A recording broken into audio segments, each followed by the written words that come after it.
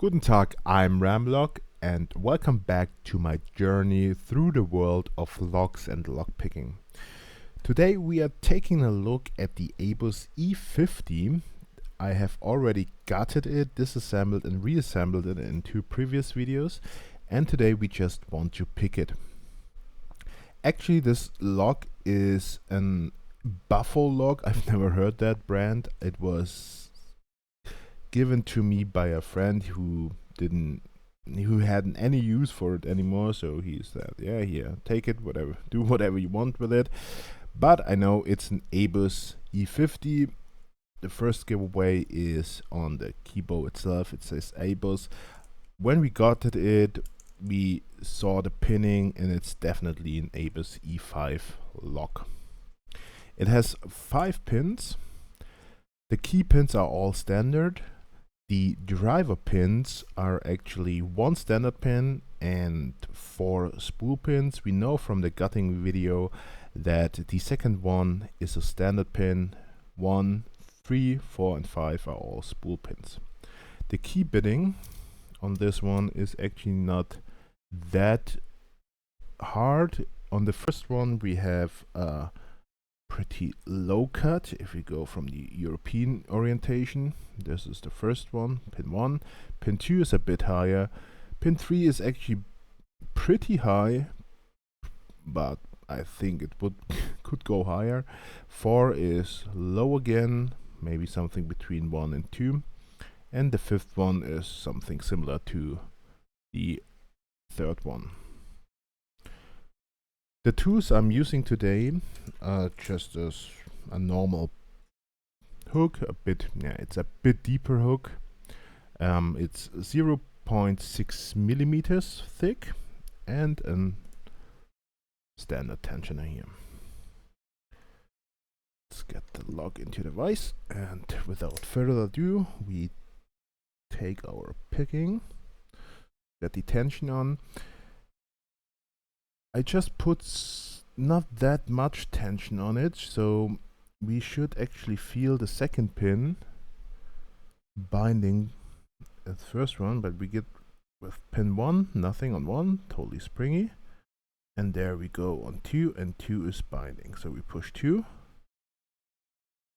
And maybe a bit much tension here. Ah, there we go.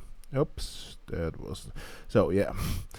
That could happen if it gets into a faucet. If you have loose tension on it, that the tensioner falls out, especially if it's not tightly fitting. So we will redo that. That is part of the experience, of course. So 1 is springy, 2 is binding, setting 2, and we set 2. So we got in a slide faucet. And now we check first one again, and first one is binding. It is counter rotating.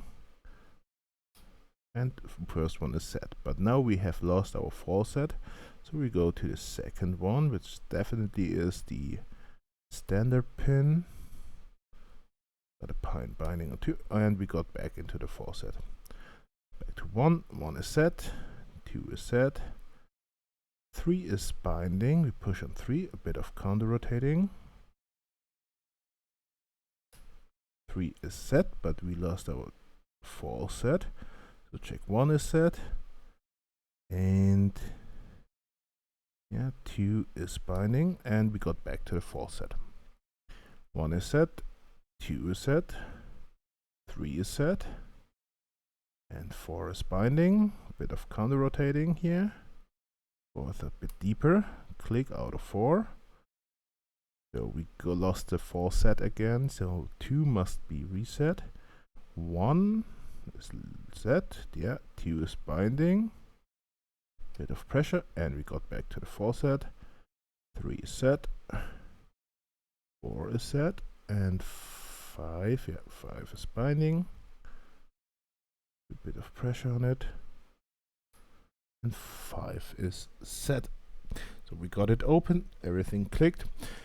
It's, as I said, a pretty easy one. It's ranked as orange belt in the LPU belt ranking system. You can practice a lot with it to get the feeling of the pins, how the state is. That's why I like orange belt ones and green belt ones. You can definitely practice a lot with it. Just go over and over, remember the binding order, and everything will be fine, and you get a lot of practice out of these logs for even higher logs. Alright, that's it. I'd love to hear your thoughts, so drop a comment below. If you enjoyed the video, give it a thumbs up and subscribe for more. Thanks so much for watching, happy picking, and auf Wiedersehen.